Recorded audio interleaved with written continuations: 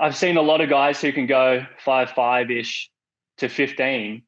And if a bunch of these guys go from 5'5" to 5'1", as a result from working on a 25, then that's a 22.0 to a 21.6. Welcome to Social Kick. I'm Brian Lundquist. We got part of the crew. Luke's hanging with family, but we got Dr. John Mullen and really helping us out by carrying more than his weight, as he's a guy who carries a lot of weight nowadays as the 50 free world champion, Cam McEvoy. What's going on, Cam? How are you?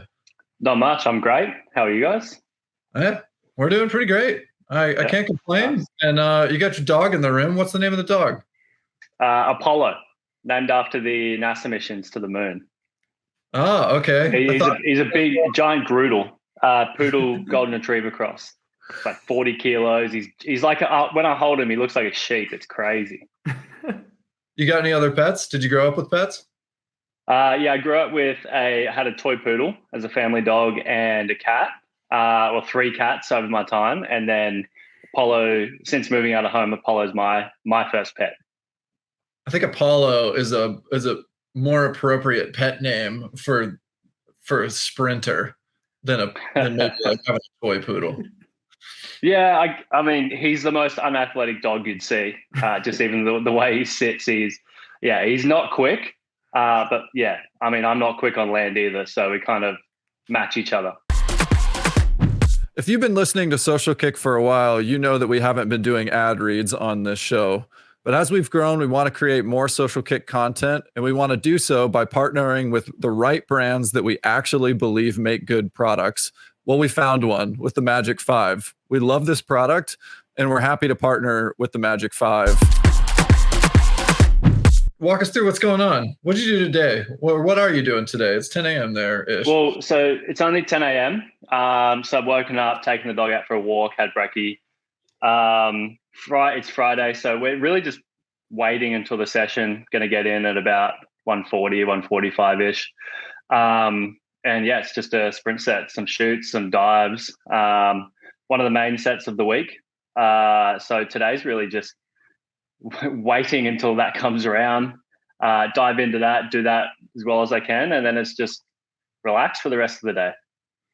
What does life look like most of your training days outside of the pool? And also, like, what does it look like in terms of, how much time is spent in the actual training now too? Well, so it's wildly different to what the vast majority of my career has been. I'm extremely fortunate at this point in time to only have to focus on swimming. Pretty much I can have my life revolve around that, be super flexible with that. I haven't set an alarm for training since pretty much probably the lead into Tokyo 2021.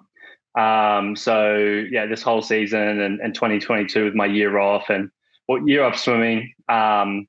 Yeah, just waking up naturally, kind of just let my body kind of wake up. After I get up, I like take it slow, kind of not do too much, and then, yeah, really I'll get into whatever I have for the day, whether it's gym or a swim. Gym's usually programmed in terms of like, I've got a time, I've got to go there, meet my S&C coach and get that done. Usually it's around 10. But yeah, the swimming side of things, very flexible. I'm fortunate that Tim Lane, my coach who I work with, he's on deck at the school pool at Somerville virtually all day. And so we're pretty flexible where, I mean, there's always things on, but depending on the day, we can kind of just toss out, oh yeah, we're thinking of training around, let's say 1, 2, 3 o'clock. What works for you? And he'll be like, yeah, right, I'll get back to you. And then we'll kind of just settle down on like, okay, 2 p.m. sounds good. And we'll go in, rock up, do the session at 2.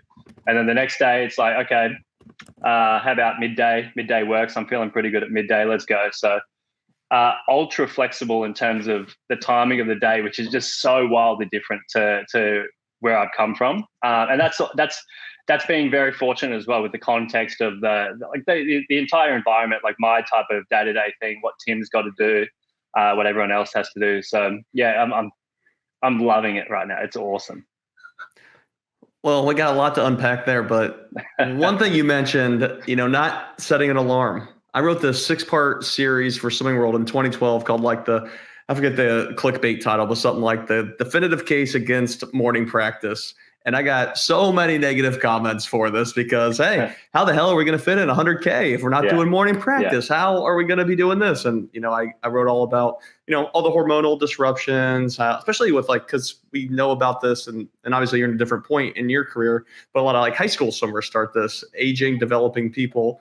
Hey, let's get them up at 4 a.m. and start, boom, pounding yardage and getting into that routine. Yeah. So, like I said, a lot to unpack here, but I guess tell us maybe some of the impacts you've noticed with just not having to do a morning practice or have that alarm. Well, I mean, it goes a long way in terms of just general recovery, readiness for the session. I find as well, depending on when I wake up naturally, is also a pretty large clue as to how my body's tracking throughout a block. That's massive insight in and of itself.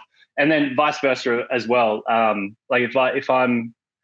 If I'm on the higher end of say neural fatigue and general fatigue, then I could be real tired going to bed. But if I struggle to fall asleep fast enough, or I'm just tossing and turning, there's more insight into that. I reckon it goes a long way in terms of general readiness. I'm also fortunate that I don't have to hit the weekly kilometer target for something that say guys in the 400 and 1500 and open water would have to do. And so there's a huge benefit there. And then also just a psychological element to that as well. The engagement with sleep and recovery improves a lot. There's a lot less, anxiety around getting the right amount of sleep, getting to bed at the right amount of time. A lot of my day-to-day training and sessions are very, perceptually based. There's a lot of pivoting based on how my body is feeling, my readiness, all that type of stuff. And then that can just extend outside of the session into sleep, into recovery, and into many other areas as well. I remember hearing back in my era with Stefan Niestrand, and he was the one who people always talked about how the training schedule would flex, and it sounds really similar to and he was one of the best sprinters in the world. I think he had a short course world record at the time, and it was known for pivoting training and high emphasis on specialization, going with whatever the body is telling you. Besides this, are you tracking it all on your own, or do you wear a Whoop band or any other kind of sleep tracker that helps you understand these things besides just your own intuition and observations? I had a Whoop on for a large majority of last year, but as I got back into the swing of things with training, because my training it doesn't really revolve around cardiovascular side of things. And I think the Whoop is really good at tracking cardiovascular strain, and it misses out on a lot of other strain that is there that gets missed in the overall scheme of things. And so it was good in a sense, but I found it really hard to differentiate between the actual strain that I was feeling that was not being picked up by the Whoop and what it was giving me. And so, it was a, do I keep it on, try and figure that out, go deep dives into rabbit holes about what's contributing to what, or kind of just take it off and go about it naturally. And I chose the second one. There are actually definitely different ways that I can go about it without having the Whoop to track sleep. I just haven't got around to it at the moment.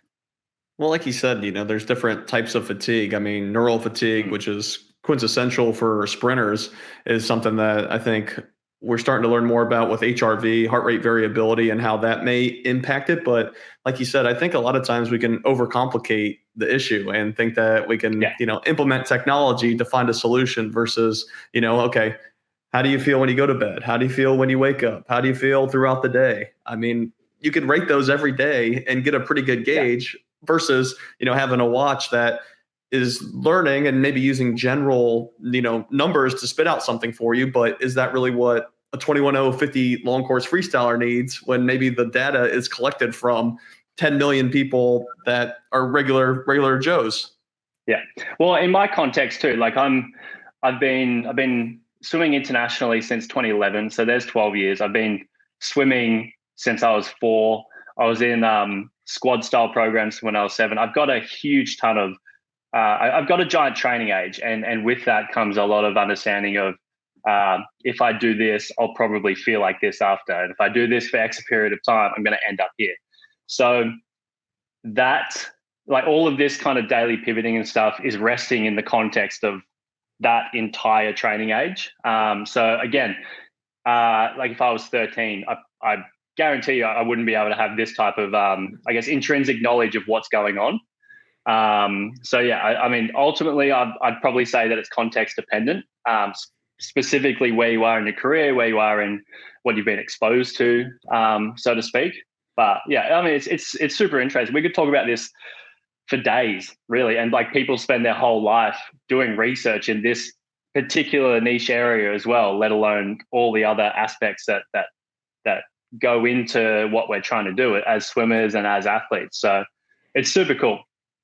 I feel like it's relevant because we've seen some swimmers like Simone Manuel in the last couple of years who had overtraining, diagnosed with overtraining, and whatever the cause may be, some prominent swimmers like coming up against a lot of the external stresses, internal stress that's led them to check in with their mental health and prioritize that, and it's definitely impacted global competitions, including in your events. And so like it's we could, there's an industry around it because like it's really a necessity. It's really hard to get behind the blocks at the elite level. Like it's a long season, a long haul to get to that point. Well, yeah. Trust me. Like my last PB prior to this season was 2016. I went through that long slog of trialing a lot of different methods, of trying to approach things in different ways, see things in different ways. And yeah, like you said, there's a lot more than just getting your laps in the pool at the right time that goes into being behind the blocks on that particular day, at that particular minute, and ready to go. And not only ready to go, but ready to go to a level and intensity and a time that you've never hit before in your life. Yeah, one thing, like you said, we can talk about this all day, and we're definitely getting into some of my levels of interest, because in the weightlifting world is where you hear, like powerlifting, you hear a lot about internal individualization or self-individualization. And that's kind of what you're describing, because obviously if you're going to be powerlifting, you probably don't want to be going for a PR if you're not feeling it, because you might hurt yourself. Yeah. Now, I think that's a lot easier to say you're going to do than what to do. So could you expand on maybe some of the things? And I know we talked about a little already, but some of the things you're kind of looking for if you are self-modulating or, modifying your workouts, or what that set's going to look like? Well, there's a few avenues. I mean, overall, it can certainly be way more optimized. I know there are people in those sort of extreme ends of sport, like your powerlifting and stuff, that are figuring out ways to track it, finding metrics and actual trackable ways to follow the undulation of all of that type of stuff. For me personally, the way my training's set up, I do a lot of, race replication. We have a 25-meter indoor pool here in Brisbane at the QAS. I'm there minimum once a week, and that's got electronic timing over 25. You're diving off a block that tracks virtually any type of measurement that you can think of. You can get your time every 2.5 meters. You can get your dive angle. You get so much there. So movement and performance is under the microscope minimum once a week. And so you can see kind of deviations with that. With Tim and with Nick, the biomechanists I work with at QAS as well, and Tim Lane, my coach, their perspective from the outside looking in to myself, the energy I bring on the day, my engagement with the sessions as well, how I'm feeling through the sessions, and how I'm responding to certain reps and so forth. They can get a huge understanding of what's going on, where I'm at, and that's general feedback that they do an extremely really good job at showing me where I'm at, especially when it's kind of outside of my own consciousness. And yeah, it's really just it's a field phenomenon type of thing. It's got like, there's myself, there's my past experience and what I would expect when I go and do something, and how I'm expecting to feel afterwards, and constantly monitoring that. There's Tim and Nick and everyone else I work with that can track kind of energy, engagement, all that type of stuff. And so that's pretty much where we're at the moment. Yeah, I know some researchers are starting to look at just even things like grip strength, like a simple measure of neural drive, like grip strength or vertical jump, and saying, okay, your X percentage off your maximum. Okay, we shouldn't be hitting, maximum efforts, or it's just not going to be there today. So I'm intrigued to see kind of where we go. And now we're starting to see it with people doing actual 50 specialization in the sport of swimming, something we really haven't had for maybe ever, or at least in very small segments. Yeah, and I think I'm a strong believer that the 50s are very, very strength based. I think, for example, the 53 I think is a strength based skill, and so I believe that a lot of the ideas and principles in strength training can apply to swimming, just reorientated into the context of swimming and the movement of swimming and so forth. And a lot of those ideas aren't new. They're new in the context of swimming, but they've been around for decades upon decades. Many, not just athletes, but your everyday gym goer, like everyone follows these principles, and they work across the spectrum of athletic ability. And so it's not like we're tapping into anything that's on the fringe of understanding. It's really well understood, and it's just being applied to swimming. And so I guess the lens that we take is, what are they doing, and how far have they progressed with this type of work, this type of view on human movement relative to a given goal, and how can we apply that to swimming?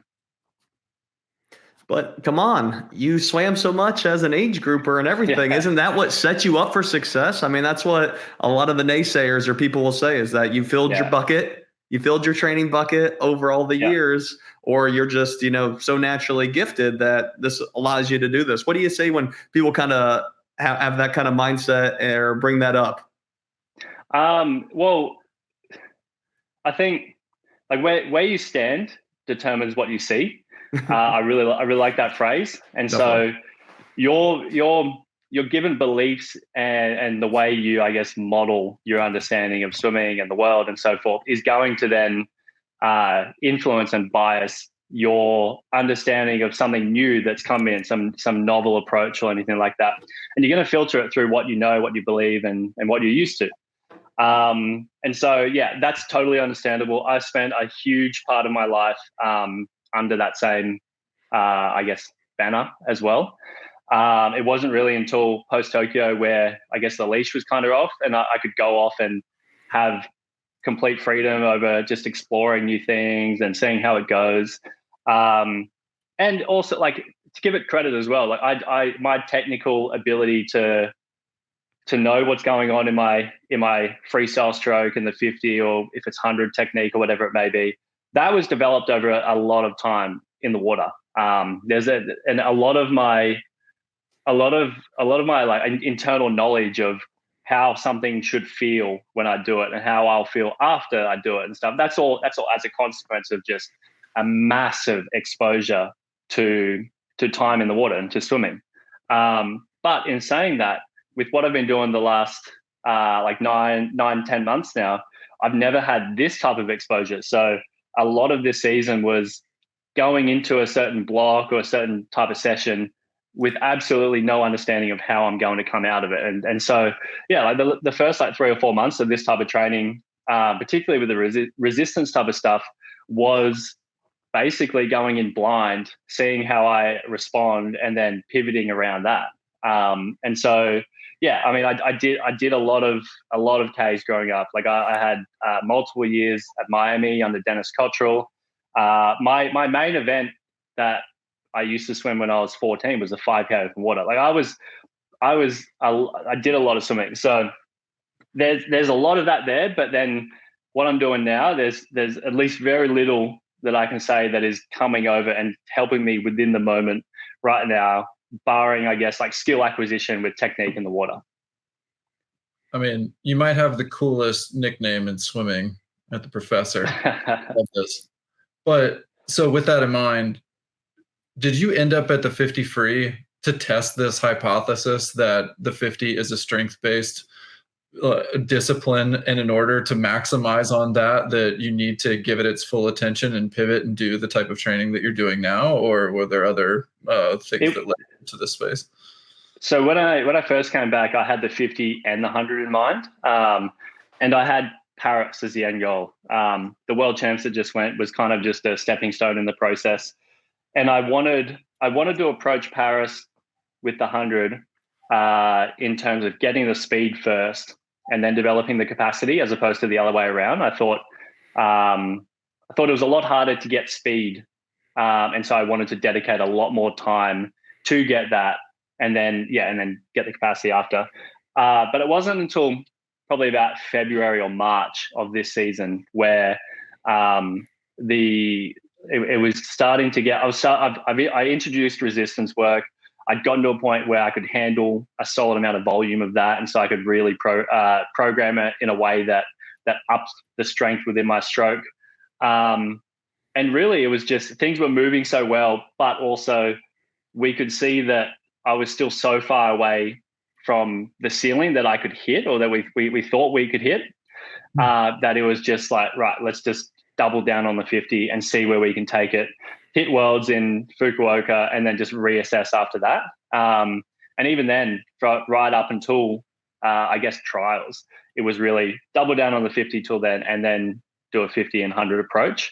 But the 50 went so well, obviously, and we still think there are little like fine tuning areas that we could probably double down on again. And so it's really like, okay, it's a very new niche space that I'm used to. I've spent my whole life doing 100, 200 type of training.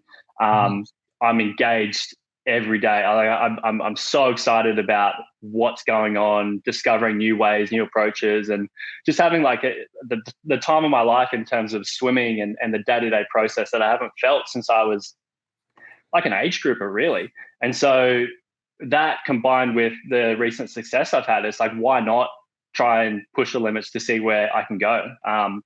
And I mean, I'm 29 now, looking at the spectrum of older swimmers who have come through in the last decade and done incredible things, like Brent Hayden hitting 47 at 38, Anthony Irvin winning Rio, Nick Santos almost getting a world record on the 50 fly end of last year when it was almost 43 years old.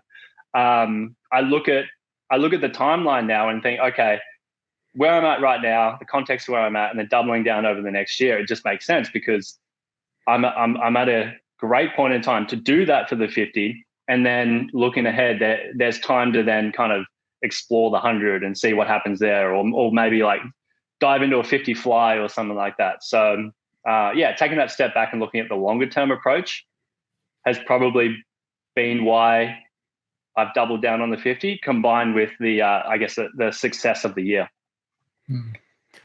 You mentioned the resisted swimming, and I don't know what it is about sports that have such specificity. One that comes to mind is baseball and like baseball pitching.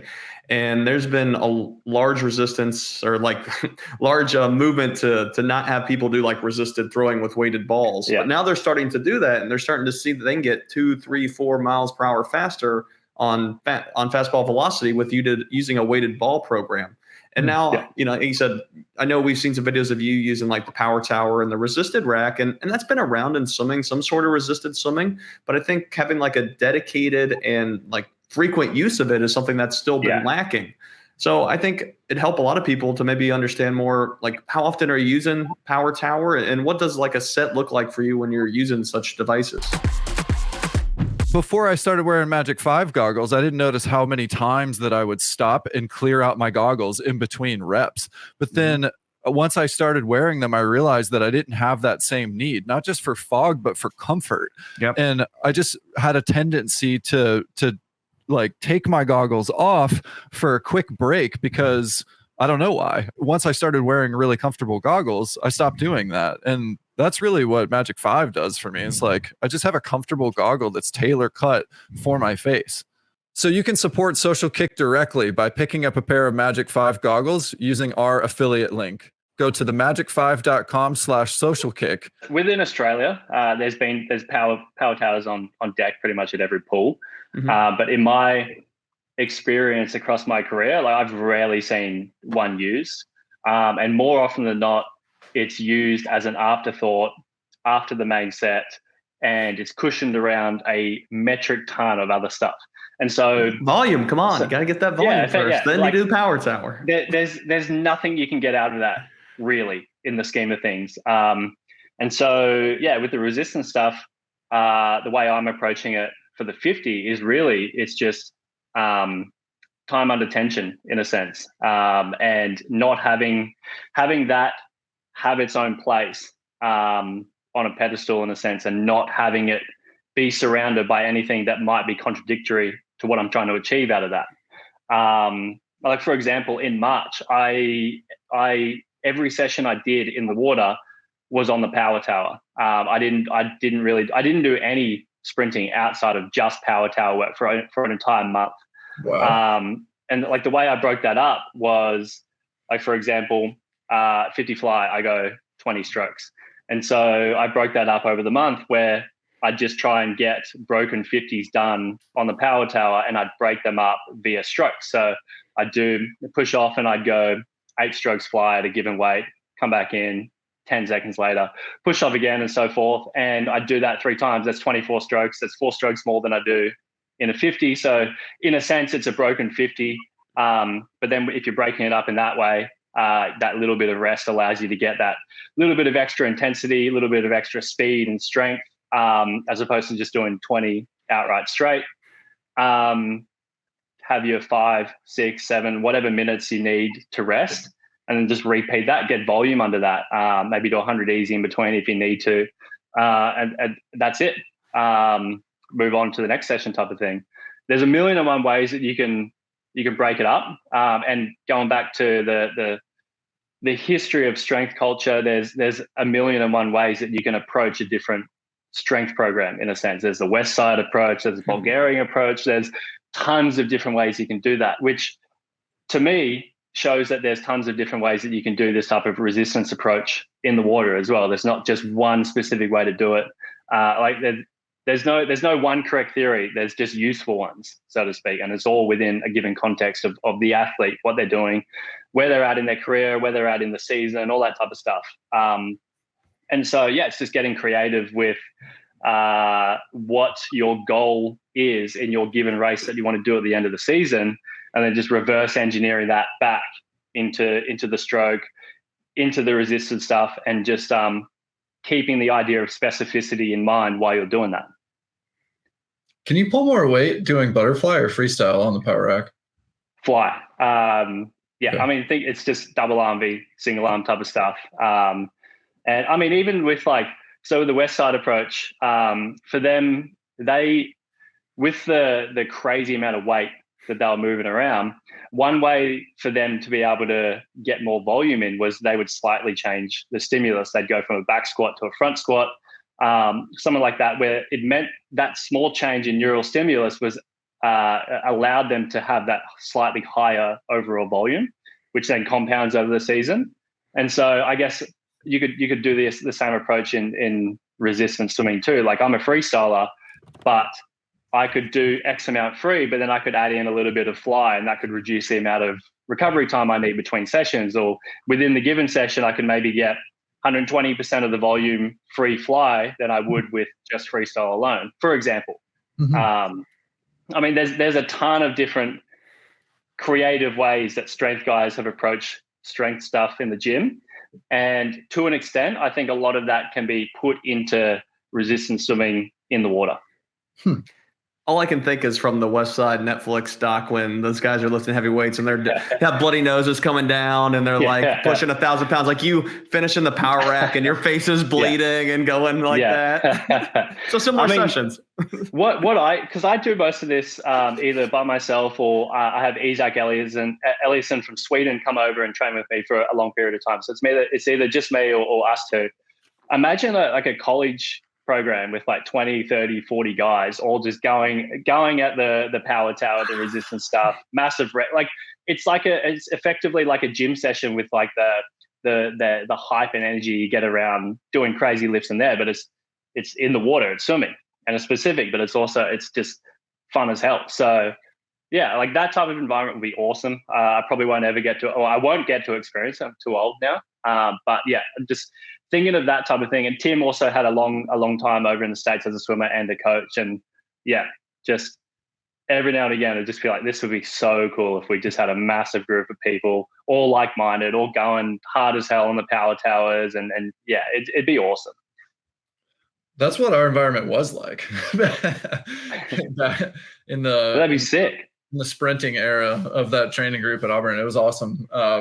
But obviously we weren't laser focused on the type of strength and strength endurance and specificity that you're focused on. And just like, so the elements of that for sure. But I don't know. Well, I don't think it's going to be long before everyone in the world is starting to pull together some of the elements that you're incorporating into your training. It reminds me of some of the, an outsider who's doing something different. That's the way that sport has evolved for a really long time, where you just look at whoever's, winning and doing well. What are they doing differently? How do we model our training? How do we borrow from what they're doing? But I think it's similar to the way some commentary on Michael Andrew doing USRPT has been, where like it takes a lot of mental effort to rock up to the pool on a daily basis, even if you get to say what time you want to show up and go as hard as you can go over and over and over again. Like that really can drain on you, and you really do have to prepare for it in a different way than you have to prepare for other types of loads or training programs in the pool. And it can be really difficult. Has that been an adjustment for you at all? Pretty large adjustment. And there's no hiding in a sense. So it's hard in a very different sense of the word. Like for example, I rock up to the QAS pool. We're doing dive 25s. And if I'm 0.1 slower to the 15 off the dive, or if I'm 0.1, 0.2 slower to the 25, then that sucks. Like that means you're off pace. You're not there doing what you need to do in a sense. It's good in a way where it gives you feedback on where you're at, and maybe you need to pivot. Maybe you've gone too high on the neural loading type of thing. But yeah, like when you're working down at the 0.01 of a second, then like a variance of 0.2, 0.3 starts to become too much. And actually one of the hardest problems as well, this is aside from this, but just the lack of ability to get easily set up electronic timing for sprinting really sucks and really impacts the sport. I think sprinting would improve insane amounts just through development of that alone. Like track and field, they've got these little things that you just put down in your lane or wherever you want, and it tracks it electronically. It's got an app to it. Swimming, we don't have anything like that. And obviously it's a little bit more difficult because it's within the water and so forth, but it certainly wouldn't be impossible. And like, for example, like if you're doing a 30-meter dive and you're wanting to hit like a particular pace, then with the handheld, you could have, say if you're 0.15 either side, you have a 0.3 bandwidth of error. That 0.3 difference just from human error alone could be the difference between like a 21.8 pace or a 22.25 pace or something like that. And if you're working at that high of a resolution to try and see where you're at, but there's that much of a bandwidth of difference, and how are you meant to kind of take that next step on that higher resolution approach? But anyway, that was a sidetrack. Back to it. It's like, it's difficult going to the pool and being ready to go absolute all out as fast as you can, as hard as you can, as often as you can in the water. There's obviously restraints around that. And one thing I noticed as well with this type of approach is when you're at pace or when you're at intensity doing your work, you do your session, you come off the back of that, you have, say, 2 days until you go again. In that 2 days, sitting on the couch or something, you feel fine because you're not, it's not like you've been cooked from a massive aerobic load. It's not like you've been moving so much. You feel really nice just sitting there relaxing.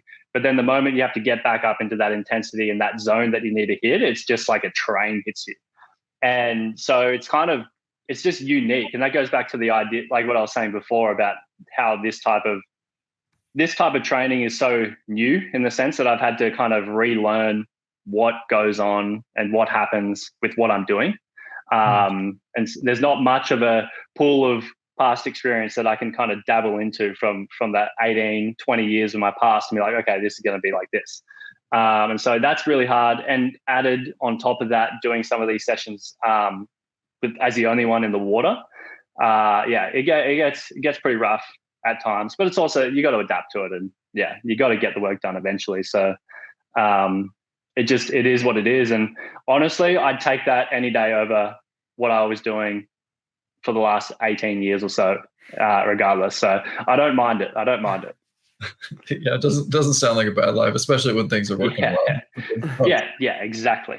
Yeah. Well, you mentioned some ideas about the way technology can innovate in swimming. I'm curious what else is on your mind with what innovations are, where there are opportunities in the sport, whether that be technology or through, the way that events are managed, to, the event schedule, or, what have you. Where do you see, like, how do you ever look at the sport with a macro view and think, man, if I were, king of swimming for a day, which, I mean, you're pretty close.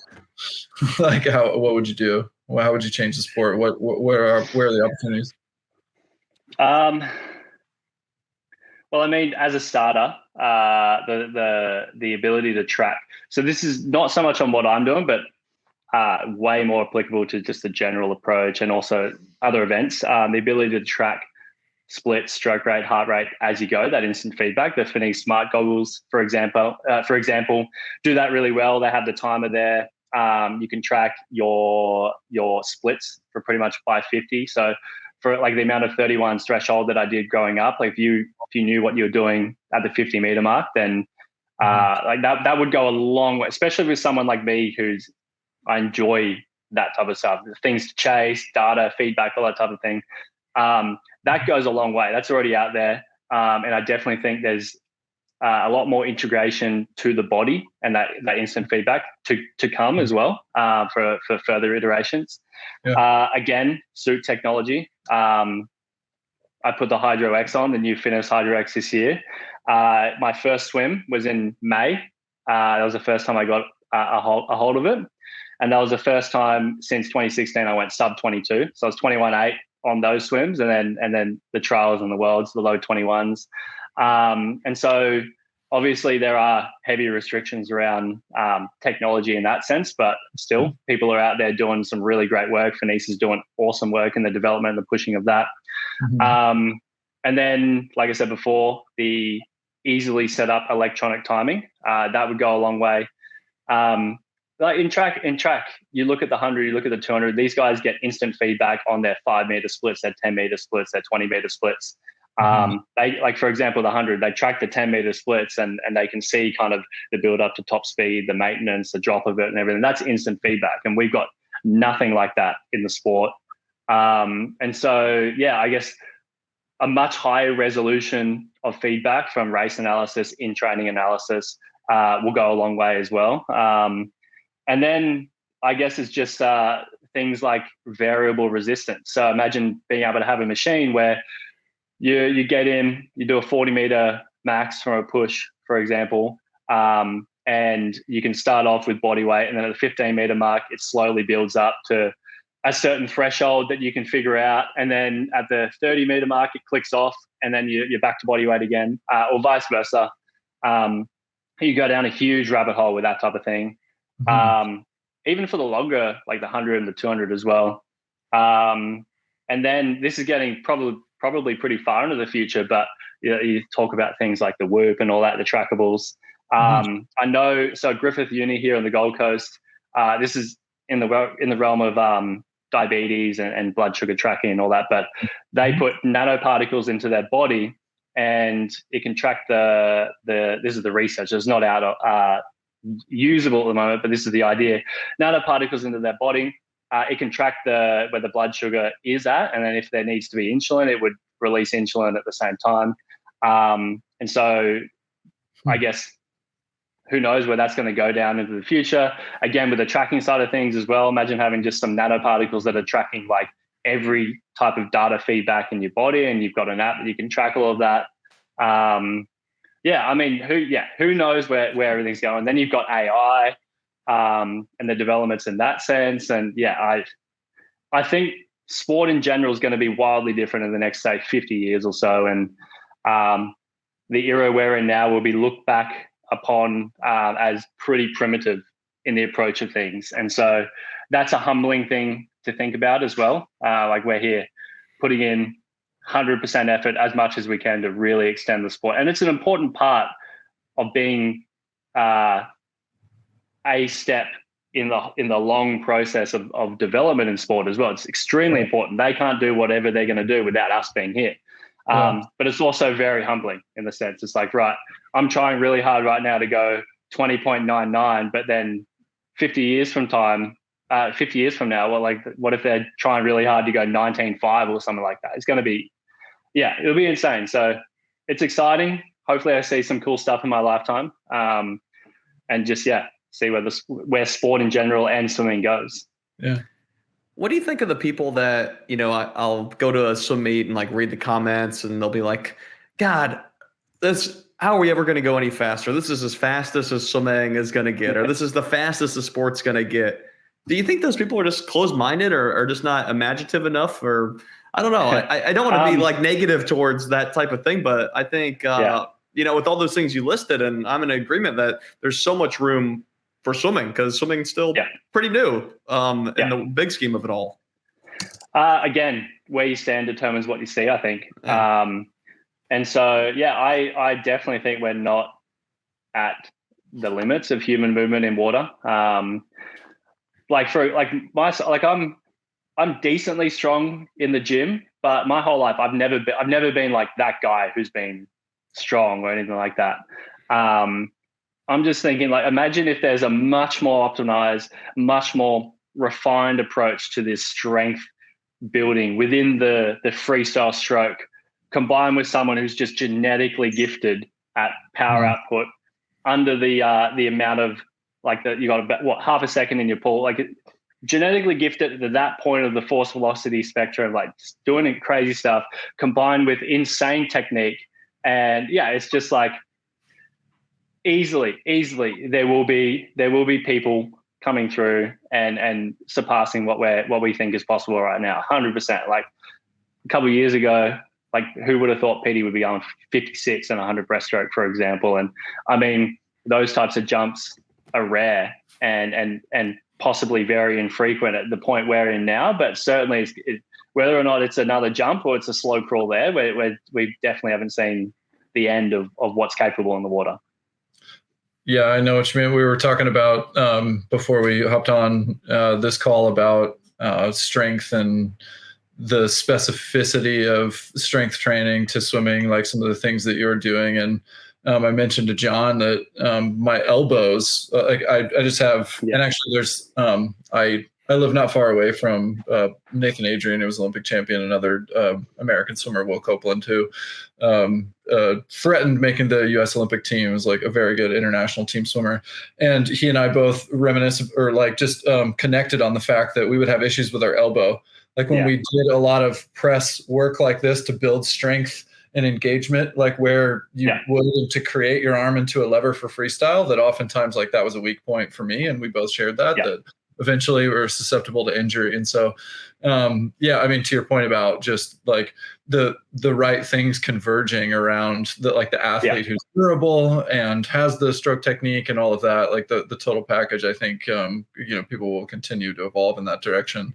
But to that point, do you, and even I think reflecting on the earlier part of this conversation where we were talking about rest and recovery, with the shifts that you've made coming from the background and training that you have to the way that you train now, have you found injuries and or illness to be sort of a different threat to you now? Do you think about them differently? Do you get injured? I've been very fortunate to not have to battle any injury in my career thus far. Super lucky in that sense. The only thing like you said, the only thing that I have to just be aware of is just overuse with the elbows. Like I find if I do a big resistance session and then the next day in gym I'm doing weighted pull-ups, then either on that day the weighted pull-ups gets a bit sore, or the next day if I'm in the water start to get a little bit sore. Not from an injury point of view, just from an overuse type of perspective. Something very similar that I got in my year off when I did a metric ton of rock climbing. And so, yeah, it's just really managing what consequences come out of the type of stimuluses that I'm doing. And yeah, I mean, right now we've been managing it in terms of just programming it so that there's no doubling up on it or overloading on it, but also starting to look into the prehabbing of it, or the strengthening of whatever goes into the area of the body there that will avoid that type of stuff, or at least allow me to do a little bit more volume. But yeah, no, it's been a very nice run in terms of no injuries. With your dryland approach, we saw a lot of videos on your Instagram of doing, higher intensity gymnastic movements and even some higher intensity core movements. And it's another kind of common myth. Swimmers need strong core. Strong and endurance often get thrown into the same realm. It's like, oh, you have a strong core, go do 10,000 crunches and you're strong. Versus where in the weight room, obviously strength and power are a lot different. How long have you been doing more like higher intensity, and what type of repetition schemes are you doing in the weight room for some of your core and maybe gymnastic work? So with the core stuff, I really only started to dabble into the like max strength core approach type of thing post Worlds. I didn't really want to do too much of it pre-Worlds as we got too close to it, and the idea of it kind of came up. It was like, I'll wait till after to have a play around with it. And from the core endurance type of thing, I think I get enough of that with the resistance training and the sprinting from a larger volume point of view. And so capacity is ticked off. And so in the same sense of speed endurance, I like the idea of strength. Not speed endurance, speed reserve. I like the idea of strength reserve as well. And so I've got the capacity, then why not raise the ceiling of strength as well, so that it's a lot easier to coast at 10% of your 1RM than it is to coast at 35% of your 1RM. And so, I've just started dabbling into that type of stuff, which has been really cool. And then the gymnastics side of things, again, it's a mixture of like wanting to target something that's swimming related, like the one arm toaster bar. I try to get that top end of the freestyle catch as a stability point. And then as I'm raising the arms up and trying not to rotate, that's another stability thing and like a sling thing. But also it's just for engagement out of the water, for like mental engagement, enjoyment. I see a movement, I set a target to want to achieve that and unlock that type of movement. And so it's just a wider range of things to chase and to play around with and to have fun with along the journey of swimming, instead of just focusing on hitting times and hitting stroke rates and all that type of stuff as well. So like it's got its merit in improvement in the water and transfer into the water, but also there's a lot of merit in just having a lot more play around the sport and around general movement goals and everything too. I feel like I know so much about Cam the swimmer now, or at least a little bit, but I'm not about you personally.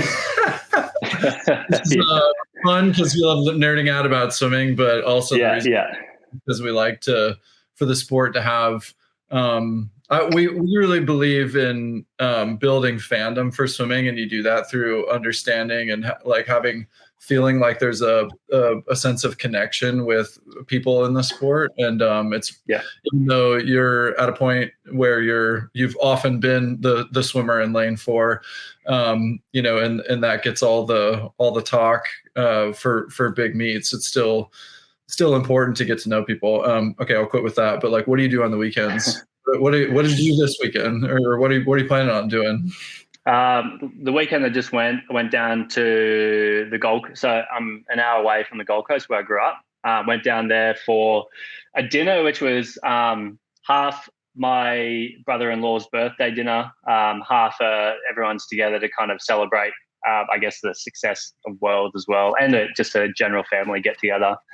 So yeah, went down there, just hung around, like saw different parts of the Gold Coast, all that type of stuff. Went to the favorite food, favorite coffee, and all that type of stuff. Went down there with Maddie and Apollo. So that was really nice. Outside of that, it's pretty cruisy.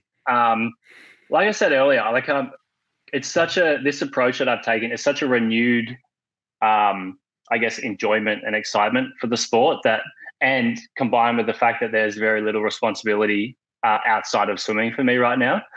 Like I'll finish the week and virtually half of my Saturday and Sunday is just kind of waiting around for Monday to start again so I can get back up and going. I mean, outside of that, I've got Jordan, my cousin, lives in Brisbane, so I hang out with him a lot. When Isaac's here, we'll go do whatever, like go play pool at like the local pub or something like that, or go play some darts or whatever. It's pretty cruisy. There's nothing too exciting to it, you know. You got to protect the elbow with that dart game, though. How's your dart? Fluky. So I'll either miss the board completely or it's right on the bullseye. What kind of beer are we drinking? I like Stone and Wood. I don't know if that's international or not. It's brewed like Byron Bay based. Yeah, it's really nice. Bit of red wine too. Yeah, all right. That's refined. Okay, and who gave you the nickname the Professor? How did it was the media, Aussie media. I don't know who. Yeah, I'm not sure. I think it was around 2014 or something like that. It was when I was second year into my physics degree. I was frothing it. So every interview I got, I tried to use a metaphor in physics to explain something in swimming. And then, yeah, I guess people just picked up on that and ran with it. So well, I mean, I guess the good side is that you never want to give yourself a nickname. That's not how nicknames should come about. So at least you've got the defense of, hey, I don't know, it was the media. Yeah, I definitely prefer Cam over that. I much prefer Cam. The Professor. Who do you think is a better for you or the and one guy? The what? From like the and one basketball videos. I feel like they made. I haven't seen them. Yeah, it's from like the late 90s. It's like a street ball, and it was this white guy that had all these good ball handling skills, and they'd just run around the court yelling, "The Professor! The Professor!" I don't know. I'll have to say it. Oh my gosh! All right, well, we'll end it with a few rapid fire questions for you, Cam. Sure. What's the hardest race in swimming? My experience, hardest pain-wise, 200 back, no doubt. Probably short course 200 back. All right. Olympic gold or world record? World record. If you did get to choose your nickname, what would it be? Just leave it at Cam. Like, it's nice, short little nickname. It's good. I'm rolling with Cam. All right. Well, you said you're trying to go 20.99, but why not 20.90? I mean, that'd be awesome, but I'm just like take it 0.01 at a time, you know. So I mean, I'm at 21.06, which is I guess I'm still processing that. But yeah, even getting a very fine microscope on under that race and under what I can improve upon. There's still a little bit of wiggle room. But yeah, like I said, with that, it's 0.01 at a time. 50 free is very you're very dependent on the day and on the technical outcome of a lot of things coming together. So even if you are in form for something that's great, you might not quite get it on the day. And so, yeah, I'm just heavily trying not to come at it from that perspective and more from a day-to-day process perspective. And if it ever happens, if it ever happens, it'll happen and it'll be whenever it happens. Okay, given your thoughts on you just being a mere mortal playing around with sprinting and, you know, later on once the right athlete and the right training methods and the right amount of recovery and everything comes together, how long into the future is it until we see a 19-second 50 long course? Man, I'm willing to say a 19-second 50 long course will happen. time-wise, I've got absolutely no idea. It could be 60 years from now, could be 30 years from now. I'll just go a conservative 50. But yeah, I'm probably willing to say it'll happen at some point. I just hope my heart's still beating on that day so I can watch it. I mean, there'll be a longer period between 22 and 21, or those being broken. But yeah. All right. Yeah, true. Why do you think swimming doesn't have an equivalent to the men's 100 in track? Do you think that we should? I mean, obviously the format. 100%. If we had a 25, it'd be insane. I definitely think there's a lot of room to have that. Maybe there's like, you know how the track guys have the indoor season, they've got the 60 meters and so forth. Swimming could certainly develop something that's based around 25s, 4x50s, 50s. There is a lot of room for that to come forward, and I think even just the tracking of 25s through FINA, through like a world record, a ranking system, national records would be something that would push the sport a hell of a lot further as well, because the 25 is so heavily dependent on your time to 15 that if anyone wants to take it seriously, they would have to take their dive as seriously, if not more seriously, than the actual swimming section of the race. And I mean, I've seen a lot of guys who can go 5.5-ish to 15. And if a bunch of these guys go from 5.5 to 5.1 as a result from working on a 25, then that's a 22.0 to a 21.6 in a 50. And all they did was jump better and do some underwater kicks. So, I think it would significantly improve the sport if we had stuff like that. Even like I've put a lot of thought into this about having opportunities and that. Like even like a long jump type of, or like a long jump type of approach where your heat is 3:25s on 5 minutes or 10 minutes or something like that. You have 10 guys go at once, and then your best time out of the 3 qualifies you into the final, and the finals are 1-off or something like that. There's so many different ways you could do it. Even having weight divisions for like resisted sprinting. So you like push off the wall, the electronic timing starts when the feet leaves the wall. You have like a weight class, like 65 kilo and below, 70, like so forth. Yeah. And then you have how much, like X percentage of weight. So it's like 100 kilos in the destro bucket, and how fast can you go 15 meters with that? And then there's a whole world of competition that you can create with that type of approach as well. So yeah, I mean, there's a lot that can be done. I'd love to see it one day. So yeah, definitely. I love this. How cool would it be to be standing behind the block and doing what track athletes do, where they clap, get the drum going there? Yeah. I mean, for a 25, there'd be so much energy around that. You could pump out so many 25s. 4x25 relays would be insane. Even 2x25 relays, you could get along with that. It'd be so much fun. You could have the stands on a much more compressed level. I mean, the world's your oyster with that type of stuff, and I'd love to see it happen. Even like NFL combine style stuff, like you have a dive 15, then you have a dive 25, you have a resisted 15-meter sprint and so forth, and you add those times up for a total, and then that's your competition. And yeah, there's so much you could do. Man, I love it. I want to see all this. Hopefully some of these ideas, I mean, they're obviously far enough out that they're not going to happen in your career, but I think it'd be pretty rad if, we got to see it in our lifetime for sure. Yeah. It'd be awesome. It'd be really cool. Sport needs to see some of that excitement. Okay. In this training program of speed, strength, speed, and choose when we go to practice. How much social kick are we doing? Fair bit, actually. Like, say I've got 10 reps of something and I've got 10 minutes to kill in between, 15 minutes to kill in between, or whatever it may be. Jump on the kickboard and just do some chill kick, chat to Tim on the side of the pool while I'm doing it, or Isaac when he's there. Fair bit. That's what I'm talking about. There's not much social kick you can do when you're solo, though, like unless you're just talking to yourself. I was about to ask that, who you're talking to. I was curious where that was going. Yeah.